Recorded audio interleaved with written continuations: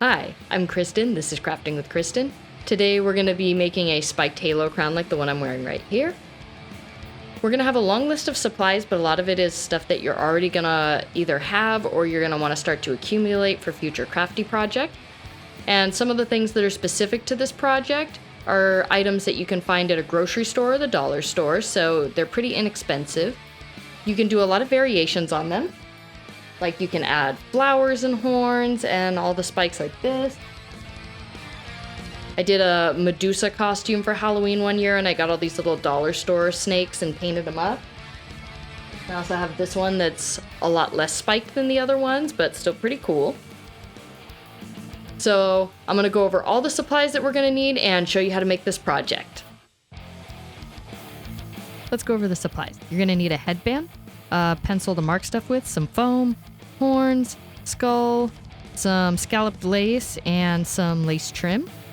You're also going to need some craft scissors, some paintbrushes, old ones will do, and then you're going to need some glue sticks, hot glue gun, and a sewing awl, needle and thread, some paint, something to put your paint in, some wooden skewers, and some pliers. So we're going to take the horns. If they do not have holes in them, then you're going to want to puncture some holes in them. This skull doesn't have holes in it, so I'm going to go ahead and punch a hole in each side with the sewing awl. Now I'm getting my paint into my little dish, and I'm going to start painting up the horns. I used red, but you can use any color you like. I'm just coating the entire surface with the red paint, and now I'm just kind of wiping some of it off with the little paint rag that I have handy. It's going to give it kind of an antique look, and it makes it look more natural. Now I'm going to start cutting out my wooden skewer pieces for the spikes. Once you get the length you want, you're going to want to cut about 6 or 7 pieces, about that same length, and then you're going to make about an equal amount that are a little bit shorter. It helps to cut a few extra pieces, and you can just kind of play with them to see how many you want on your crown. Now I'm going to start painting them red to match everything else that I'm going to be putting on this headpiece.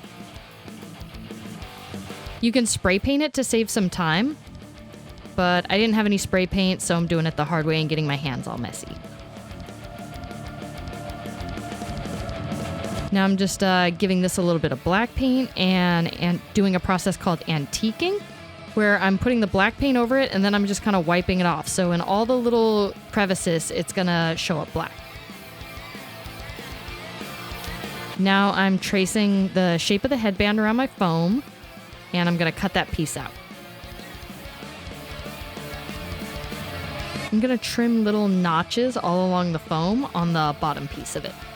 This is going to help you glue it down to the headband and give it a raised edge and also make it secure. I'm cutting the scalloped lace to fit the crown. Then I'm also cutting the lace trim to the same length.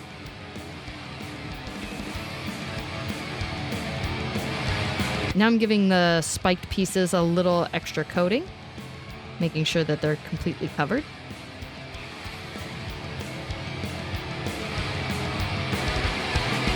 And giving a little extra antiquing to the skull.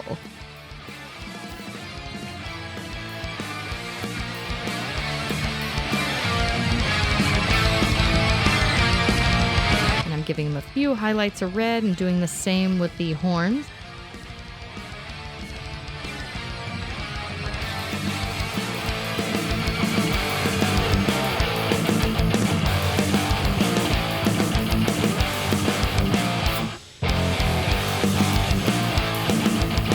Now we're going to hot glue the foam base onto the top of the headband. So I'm laying down some glue, and then I'm placing the bottom edge where I have all the notches along there.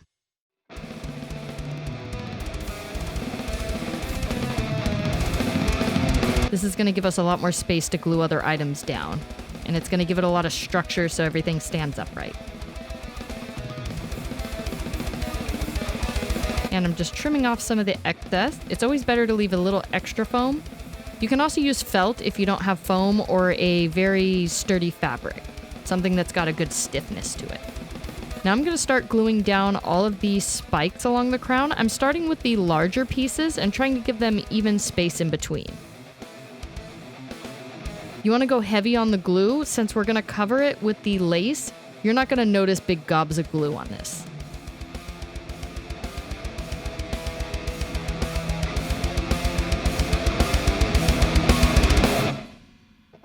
Now I'm taking the smaller pieces that I've cut and I'm gluing those in between each long spike.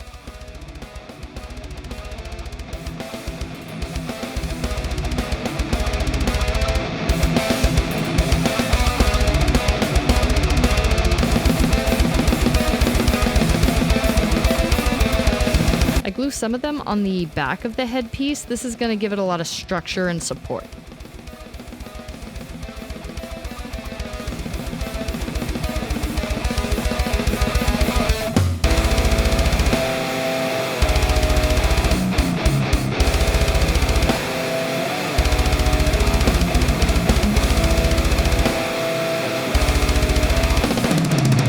Now I'm taking one of the lace trims and I'm just gluing it to the back to hold all these spikes in place firmly and securely.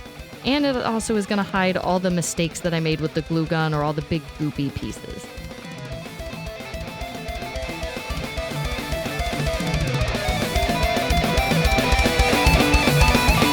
Now onto the front side, I'm going to glue down the scalloped lace.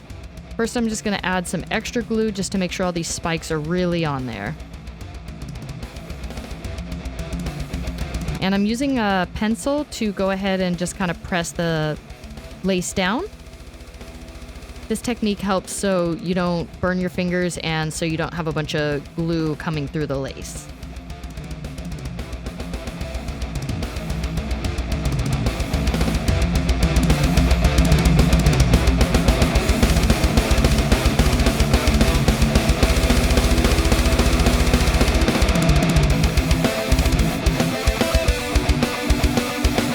Now we're going to add that extra little bit of lace trim. So I'm just gluing it all along the top of the headband. And this is also serving the function of decoration, and it's hiding any of my imperfections or mistakes on my headpiece.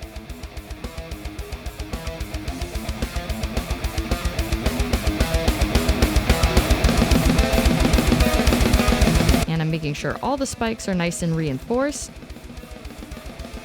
And I'm going to make sure this lace stands up nice and tall, just doing a tiny little dot of hot glue and pressing down the tips.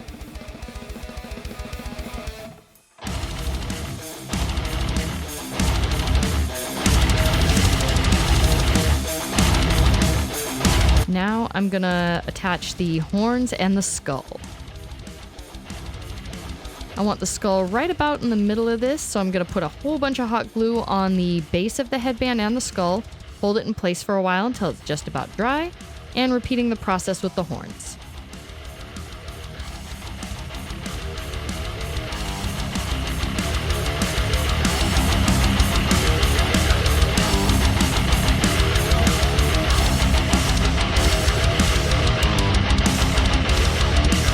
Takes a while for the glue to dry, especially when you use a large amount.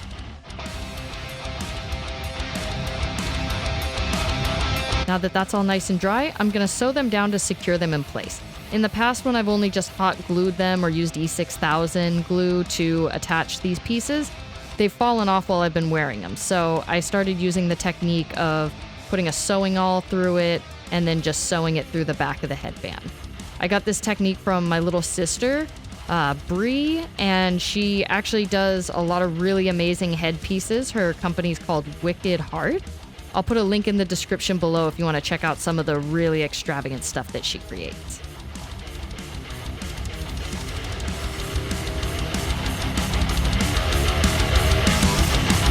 And we're going to repeat this process with all of the pieces, the skull and the horns.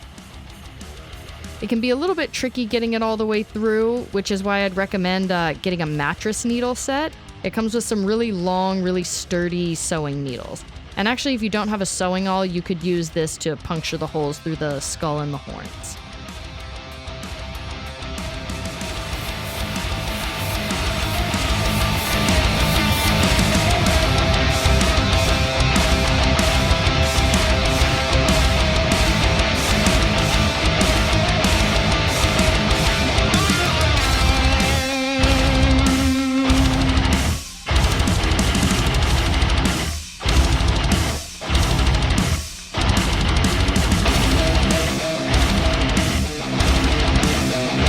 here's our finished headpiece.